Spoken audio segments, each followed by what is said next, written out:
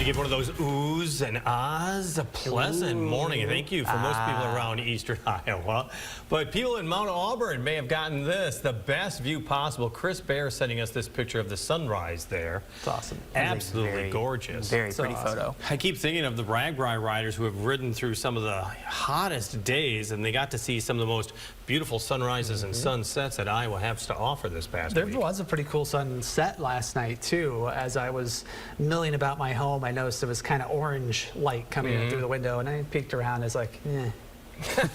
It wasn't bad. It wasn't bad. I was looking for mammatus clouds. Didn't see any, so I went back to bed. Well, and if you're looking for some relief from these hot temperatures, not yet. Yeah, it's on the way. It's there in the 9-day, but we got to wait, and it is going to get worse, considerably worse, actually, before it gets better. But it gets here eventually. It's the relentless humidity. Like the temperature today is like okay, right? But the mugginess has been sticking with us. It's going to stick with us on the weekend too. So what you need to know if you're headed out this evening is a muggy forecast as well as a potentially stormy one. There's already some rain, some storms out there at this hour, and we could see more and more places as we go later into the night. Those chances will get a little bit higher and the area expands. Now this weekend, we will be finishing it with much hotter temperatures, and AJ will have a closer look at both the storm chances to start off the weekend and the hot temperatures coming up in a little bit.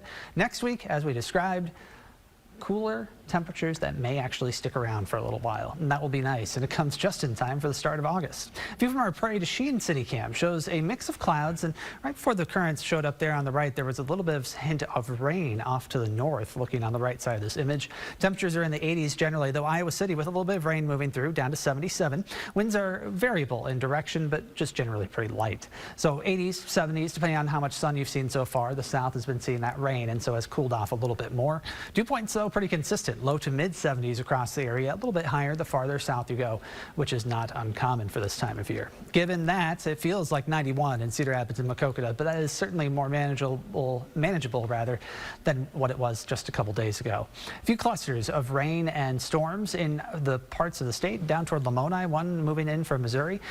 Pretty hefty one here in southeast Iowa. We'll zoom in here in northeast Iowa first, where a few showers have been popping up, and the National Weather Service said they did get a couple of reports of funnel clouds up in this area over the past little while.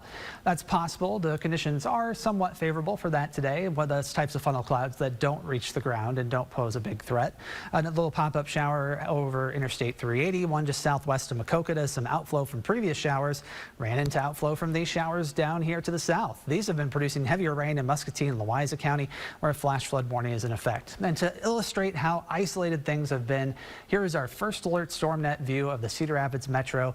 Rockers Drive southwest, a shower popped up, sat there for a while, drifted northwest and fell apart. They got over half an inch of rain just to the north. Crow Ring Drive got 1/100th. Everybody else is wondering what we're talking about because there's been no rain elsewhere in the city.